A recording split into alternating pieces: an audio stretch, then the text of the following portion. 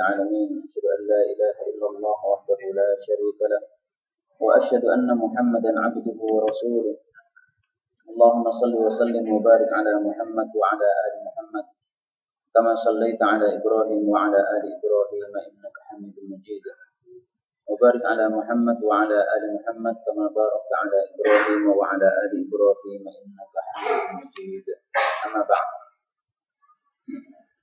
Malam hari ini kita akan membahas lanjutan tema kemarin, dan saya mohon maaf kemarin saya nggak datang dan sudah saya gantikan sebenarnya kepada salah seorang ustaz, tapi ternyata beliau salah paham ya. Saya bilang malam Senin, beliau pahamnya Senin malam, sehingga beliau tidak datang padahal sudah ditunggu-tunggu di sini.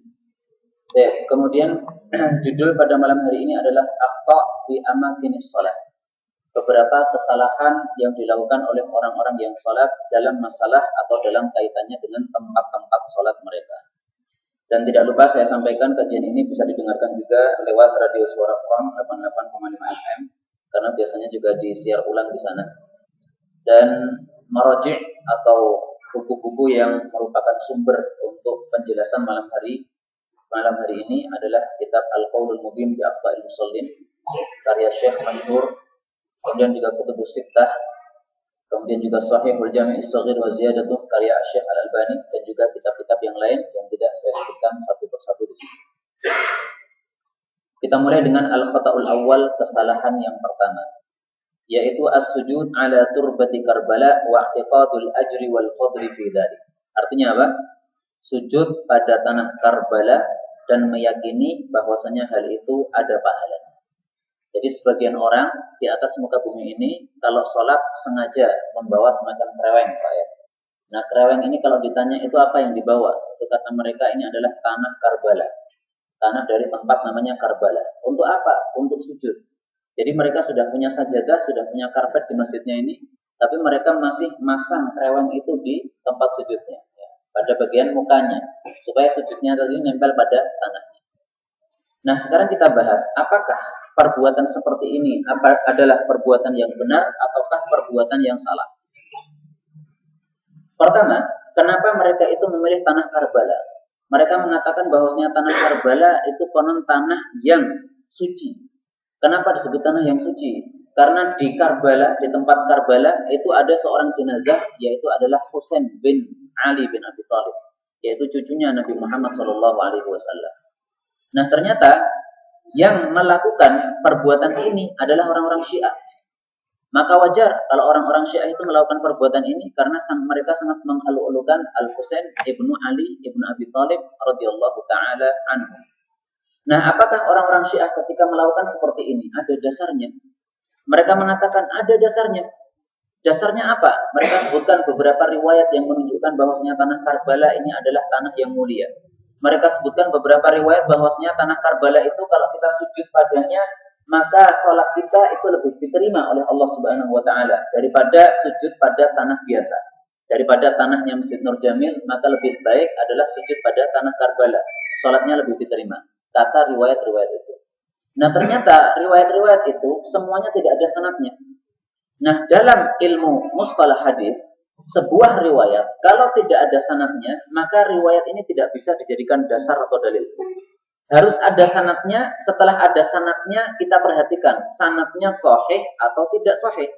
Kalau sanadnya sahih, berarti riwayatnya bisa dijadikan dalil. Kalau tidak sahih, ya berarti nggak bisa dijadikan dalil. Nah ini nggak ada sanadnya, maka nggak bisa dijadikan dalil. Kemudian mereka juga mengatakan bahwasanya kitab-kitabnya ahli sunnah itu juga menyebutkan tentang fadilah tanah Karbala. Maka kita jawab bahwasanya tidak ada satupun hadis dari ahli sunnah bahwasanya tanah Karbala itu mempunyai fadilah, tidak ada. Bahwasanya Nabi pernah membicarakan tanah Karbala, memang iya, tapi tidak secara langsung mengatakan Karbala, tidak begitu.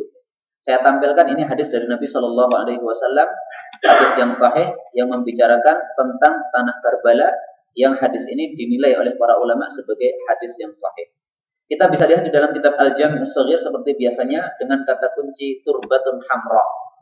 Apa kata Nabi? Beliau mengatakan atani Jibril, malaikat Jibril datang kepada saya.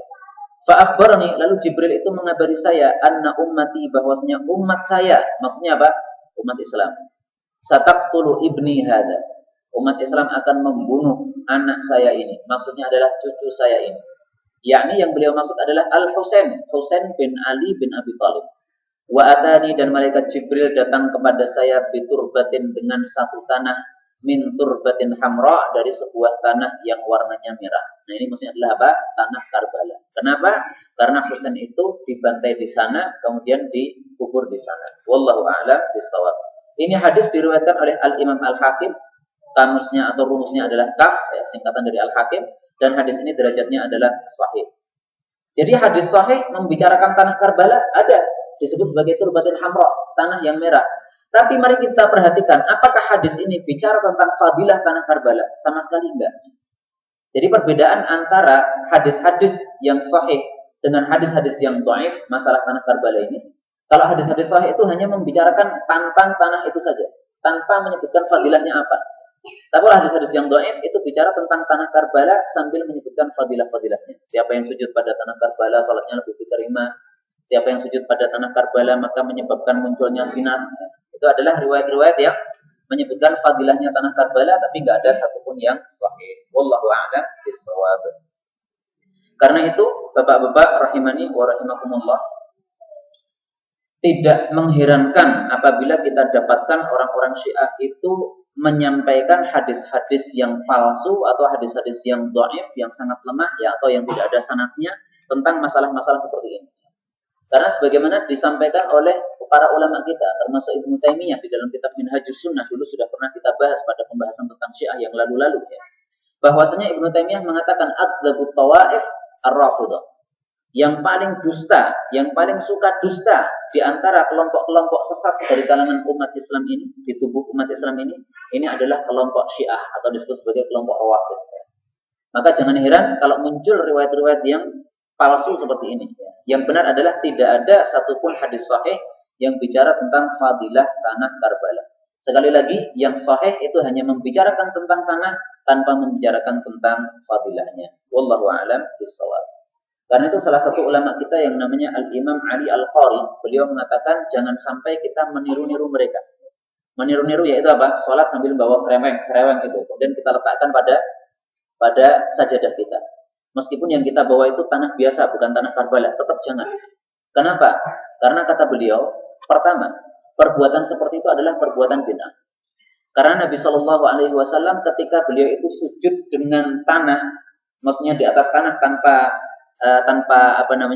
tikar, maka beliau ya sujud saja dengan tanah itu. Tapi kalau beliau itu sujud dengan tikar, maka beliau itu sujudnya pada tikar itu, tidak ada ditambahi dengan tanah lagi, ya. Jadi kadang beliau itu sujudnya pakai tanah pada tanah, kadang sujudnya pakai tikar kepada tikar. Jadi pakai sajadah seperti ini nggak ada masalah. Karena Nabi juga pernah sujud dengan apa? Sajadah yang istilahnya zaman dulu itu namanya adalah al-khumrah. Khumrah itu sajadah kecil yang hanya cukup untuk menutup pada bagian wajahnya saja. Itu sajadah Nabi Shallallahu Alaihi Wasallam yang diriwayatkan oleh Sahih Bukhari. Nah, tapi kalau sajadah kemudian ditambahi tanah, itu nggak ada. Kalau tanah dilambari sajadah, ada dalilnya. Sajadah lambari ditambahi tanah, itu yang tidak ada dalilnya. Sehingga itu disebut sebagai perbuatan bid'ah. Yang kedua, kenapa kita tidak boleh melakukan itu? Karena itu akan menyerupai tanda orang-orang Syiah. Orang Syiah itu tandanya apa? Kalau sujud adalah apa? Memasang tanah Karbala itu. Nah, meskipun kita tidak memasang tanah Karbala, kalau kita melakukan hal itu, nanti akan muncul tuduhan. Oh, ini berarti orang Syiah ini. Kok mirip dengan orang Syiah? Kan gitu. Maka untuk mengetahui orang Syiah atau tidak itu gampang saja. Lihat salatnya bagaimana. Kalau dia salatnya pakai kereweng, nah ini tanya ini, kenapa pakai kereweng? Kalau mengatakan ada fadilahnya, nah itu berarti apa yang saya sampaikan. Memang benar bahwasanya ulama mengatakan sujud pada tanah itu lebih utama daripada sujud pada selain tanah. Jadi pakai karpet seperti ini tidak lebih utama. Ya. Sebaiknya masjid itu nggak usah pakai karpet, Pak, ya, karena ini kurang utama. Tapi pakai karpet nggak ada masalah. Jadi ulama ittifaq atau sepakat sujud pada tanah lebih utama. Tapi mereka juga sepakat bahwasanya sujud pakai karpet tidak ada masalah. Karena Nabi pernah pakai hasir, pakai tikar, ya. Pernah pakai khumrah, pakai apa? Sajadah kecil yang cukup untuk wajah. Dan kesalahan yang kedua, al-khata'u tsani, as-salatu fi amakin fiha suwar au ala sajjadah fiha suwar wa nuqush. Salat di tempat yang bergambar atau pada sajadah yang bergambar. Ini dulu sudah pernah saya sampaikan. Sehingga saya tidak perlu menyampaikan lebih lanjut lagi. Yang jelas para ulama mengatakan bahwasanya salat itu hendaklah memilih tempat yang menyebabkan kita khusyuk. Nah, yang menyebabkan kita tidak khusyuk itu apa? Ya gambar-gambar yang bermacam-macam itu ya. Maka kalau kita bangun masjid jangan dihias-hiasi seperti biasanya masjid-masjid yang mewah itu ya, banyak macamnya, warna-warnanya banyak. Enggak usah. Seperti masjid ini saja ya, warnanya hijau saja udah, enggak ada warna yang lainnya. Karena kalau dibikin warna yang bermacam-macam, orang tidak akan khusyuk di dalam sholatnya. Demikian juga jangan nuliskan ayat-ayat Al-Quran di dalam tembok-tembok masjid kita, karena itu dianggap oleh para ulama sebagai bid'ah dan hukumnya adalah makruh, ya, dibenci. Apa kata Nabi Shallallahu Alaihi Wasallam kalau orang itu nekat melakukan hal itu? Beliau mengatakan, "Idza apabila zakhraftum, kalian itu menghias-hias masajidakum, masjid kalian, wa hallaitum masahifakum, dan kalian juga memberikan hiasan untuk mushaf Al-Quran kalian, faddamaru alaikum, maka kehancuran itu akan menimpa kalian." Diriwayatkan oleh Al-Imam Al-Hakim At-Tirmidzi di dalam kitab Nawadirul Usul, dan derajatnya adalah hadis yang hasan. Maka kalau kita ingin tidak hancur, maka jangan melakukan seperti itu ya. Menghias-hias masjid-masjid kita dengan warna yang bermacam-macam itu tidak ada dasarnya, tidak ada dalilnya. Menulis ayat di masjid-masjid kita enggak ada dasarnya, enggak ada dalilnya. Kemudian Nabi Shallallahu Alaihi Wasallam juga bersabda, beliau mengatakan, innahu sesungguhnya laisa yanbaghi, enggak pantas, ayyakuna bahwasanya ada fil baiti di dalam Ka'bah itu syai'un sesuatu yashghalul musalli yang menyebabkan orang yang sholat itu jadi tersibukkan atau terganggu dengannya. Ini hadis ini ada ceritanya. Jadi ceritanya Nabi Shallallahu Alaihi Wasallam masuk ke dalam Ka'bah. Di sana ada tanduk hewan yang dipasang di situ. Konon itu adalah peninggalan dari Nabi Ismail. Maka Nabi Shallallahu Alaihi Wasallam kemudian mengatakan, tolong tanduk ini ditutupi kain. Kenapa ditutupi kain? Beliau mengatakan tidak pantas di dalam Ka'bah ini ada sesuatu yang menyebabkan orang yang sholat jadi terganggu. Sehingga kalau ada tanduk, biar orangnya tidak melihat kepada tanduk itu pas sholat, maka ditutupi. Demikian juga kalau ada barang-barang yang mengganggu kita, maka jangan diletakkan di depan kita. Orang bawa HP, diletakkan di depannya itu mengganggu ya. Jangan diletakkan di depannya, tapi HP itu di kantongnya saja. Atau kalau mau diletakkan di depannya itu ditutupi tas dan sebagainya, sehingga orang tidak melihat ke situ. Orang membawa kunci, jangan diletakkan di depannya, itu akan mengganggu. Ya, maka masukkan kantong saja. Ini hadis diriwayatkan oleh Abu Dawud dan hadis ini derajatnya sahih. Kemudian al-khata'u tsalits, kesalahan yang ketiga, as-salatu 'alal quburi wa ilaiha. Salat di atas kuburan atau menghadap ke kuburan. Yang dimaksud di atas kuburan itu ada kuburan, kemudian kita mancing di atasnya, salat di atasnya. Tapi tampaknya seperti ini enggak ada. Adanya orang yang duduk di atas kuburan. Kalau itu banyak, orang-orang bodoh itu sukanya main kartu di atas kuburan, sambil ngopi-ngopi di atas kuburan. Itu haram seperti itu, berdosa. Demikian juga sholat di atas kuburan juga enggak boleh. Atau tidak sholat di atas kuburan, tapi menghadap kuburan. Alias ada kuburan di depan kita, kemudian kita sholat di belakangnya, menghadap ke kuburan itu. Enggak diperbolehkan. Diperbolehkan apabila antara kuburan itu dengan kita itu ada temboknya atau penghalangnya. Baru itu boleh. Tapi kalau tidak ada penghalangnya, maka tidak diperbolehkan. Dan penghalang itu tidak harus tembok ya. Misalnya jalan raya juga enggak ada masalah. Jadi misalnya kita punya masjid, masjidnya ini temboknya bagian barat baru dihancurkan, mau diperbaiki misalnya. Kemudian setelah masjid ada jalan raya. Nah setelah itu di baratnya jalan raya ada kuburan. Nah kita sholat di masjid kita, temboknya sudah nggak ada itu karena dijebol itu nggak ada masalah. Ya. Karena sudah dipisah oleh jalan raya itu. Atau dipisah dengan tembok juga tidak ada masalah. Ya. Boleh dipisah dengan tembok atau yang lain-lainnya. Apa kata Nabi Shallallahu Alaihi Wasallam? Beliau mengatakan, supaya kita tidak sholat di atas kuburan atau menghadap kepada kuburan, maka beliau mengatakan, la tajlisu, janganlah kalian itu duduk alal kubur, di atas kuburan, wala tusallu ilaiha, dan janganlah kalian itu sholat menghadap ke kuburan. Ini hadis diriwayatkan oleh Imam Muslim, kamusnya atau rumusnya adalah mim ya. Kemudian berarti derajatnya adalah hadis ini sahih. Nah hadis ini cuma melarang satu hal saja, sholat ilaiha, menghadap ke kuburan. Adapun salat di atas kuburan tidak dilarang, tapi dalam hadis ini. Cuma dalam hadis yang lain, riwayat At-Tabarani dikatakan secara jelas, la tusallu 'alal qubur wala ilal qubur. Atau kama qala Nabi sallallahu alaihi wasallam. Jangan salat di atas kuburan, juga jangan salat menghadap kepada kuburan. Dan hadis itu disahihkan oleh Ibnu Khuzaimah dan oleh Ibnu Hibban. Nah, sehingga Syekh Al-Albani juga menampilkannya di dalam kitab Tahdzirus Sajid. Maka kita tampilkan satu hadis ini saja, tapi sudah saya sampaikan hadis riwayat Tabarani yang juga membicarakan yang lebih lengkap. Baik. Kemudian al-khata'ur rabi', kesalahan yang keempat. Takhsisu makanin lis-sholati fil masjid. Seseorang mengkhususkan satu tempat di masjid untuk sholatnya dia. Jadi misalnya di belakang imam dikasih atau dipasang sajadah. Enggak ada orang yang boleh sholat di sini kecuali saya. Enggak boleh seperti itu. Berarti dia mengkhususkan sebuah tempat di dalam masjid untuk sholatnya dia. Atau mungkin di sini ada kipas angin. Maka dia pengen sholatnya itu selalu berada di bawah kipas angin. Maka dia pasang sajadah di sini. Orang sholat di sini dilarang. Pergi sana. Ini tempat saya. Enggak boleh seperti itu. Diperbolehkan mengkhususkan tempat di dalam masjid itu khusus untuk satu orang saja. Siapa, Pak? Yaitu imamnya. Ya, maka boleh. Karena memang tempatnya di sini. Maka dia mengkhususkan boleh. Selain imam tidak diperbolehkan. Dan yang dimaksud di sini adalah larangan mengkhususkan sebuah tempat untuk sholat wajib kita. Tapi kalau untuk sholat sunnah terserah, nggak ada masalah. Kita misalnya setiap sholat sunnah pasti milih di bawah kipas angin, nggak ada masalah. Kita mengkhususkan itu. Ya. Tapi nanti pas sholat wajib bebas, mau sholat di mana saja. Karena yang dimaksud larangan ini adalah di dalam sholat fardu kita. Apa kata Nabi Shallallahu Alaihi Wasallam dalam hal ini? Yaitu dalilnya apa? Beliau mengatakan bahwasanya naha telah melarang Rasulullah Shallallahu Alaihi Wasallam. Beliau itu melarang ayyuwaddina rajulu, bahwasanya seseorang itu menetapkan al-makana, suatu makan, suatu tempat fil masjidi, pada sebuah masjid, kama yuwaddinul ba'ir, sebagaimana dilakukan oleh unta. Jadi unta itu punya kebiasaan di kandangnya itu ya, maka dia itu punya tempat khusus. Pokoknya kalau dia itu sukanya diprok di sini, maka setelah itu dia diproknya di sini terus, nggak mau pindah-pindah. Itu kebiasaan unta. Dan Nabi Shallallahu Alaihi Wasallam melarang kita menyerupai unta. Hadis ini diriwayatkan oleh Abu Dawud dan hadis ini derajatnya hasan, ya, maka bisa dijadikan sebagai dalil. Dan kemudian saya tadi katakan bahwasanya untuk sholat sunnah maka kita tidak dilarang.